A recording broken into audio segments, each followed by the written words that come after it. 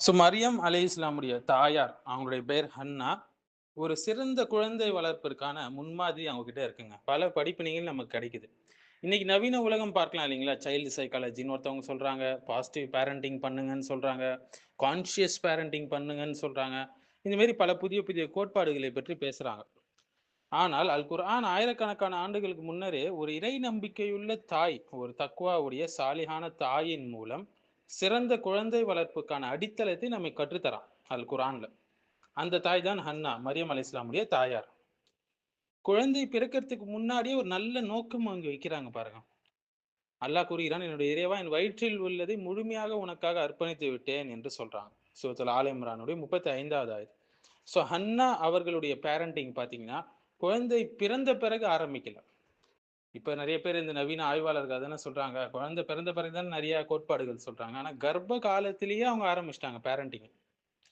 நம்ம அல் குர்ஆனை நம்ம அதிகமா ஓதணும். குழந்தை காதால் கேட்கும் என்று சொல்றாங்க.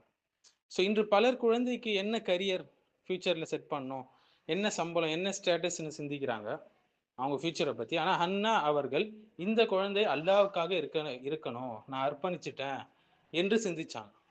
இதுல நமக்கு கிடைக்கக்கூடிய பெனிஃபிட்ஸ் என்னன்னு பாத்தீங்கன்னா, ஒரு குழந்தையுடைய எதிர்காலத்தை ஷேப்பிங் பண்றதுல பெற்றோருடைய நீயத், நல்ல எண்ணம் மிகப்பெரிய ஒரு தாக்கத்தை ஏற்படுத்தும். இரண்டாவது, குழந்தையை அல்லாஹ்விடம் ஒப்படைத்த ஒரு தாய். மரியம் அலைஹிஸ்ஸலாம் பிறந்த போது ஹன்னா என்ன சொன்னாங்க?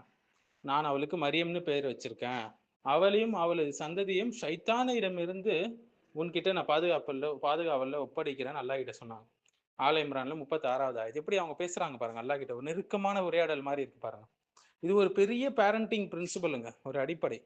இன்னைக்கு பெற்றோர் என்ன செய்யறாங்க? பள்ளி, டியூஷனு, டெக்னாலஜி, செக்யூரிட்டி இவற்றில் நம்பிக்கை வைக்கிறாங்க. ஆனா ஹன்னா அவர்கள் உண்மையான பாதுகாப்பு அல்லாஹ்விடம் தான் என்பதை கற்றுத்தந்தாங்க.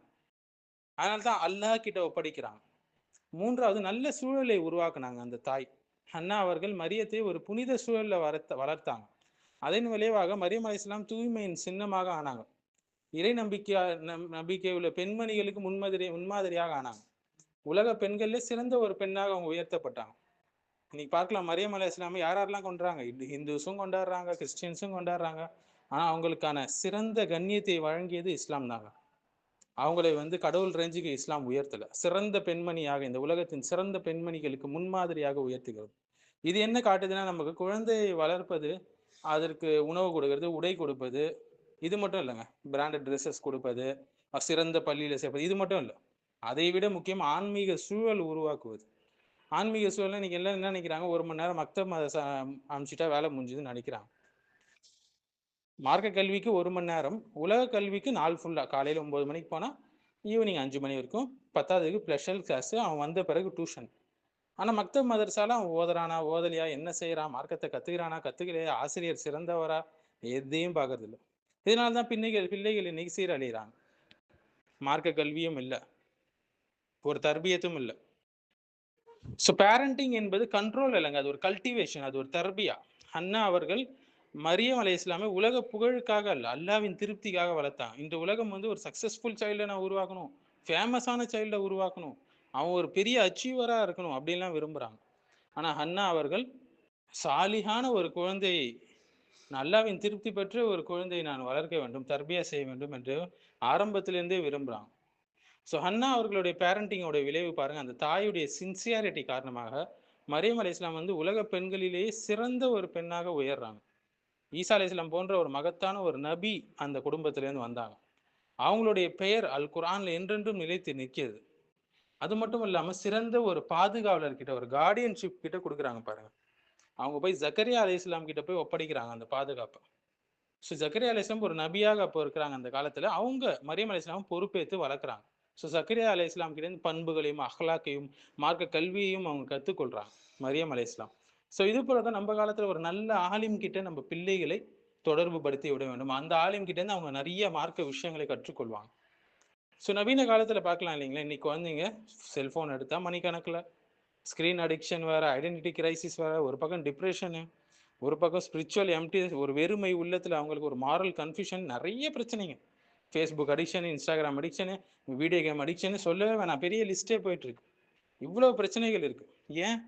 ஏன்னா பேரண்டிங், அதாவது தர்பியாலிருந்து பேரண்டிங் என்பது தர்பியாவிலிருந்து மெட்டீரியல் மேனேஜ்மெண்ட்டாக மாறிடுச்சுங்க. அண்ணா அவர்கள் நமக்கு கற்றுத்தருவது அவங்க மூலியமாக சிறந்த ஒரு பெண்மணி. அல்லாஹ் அவங்க ரஹ்மத் செய்யட்டும்.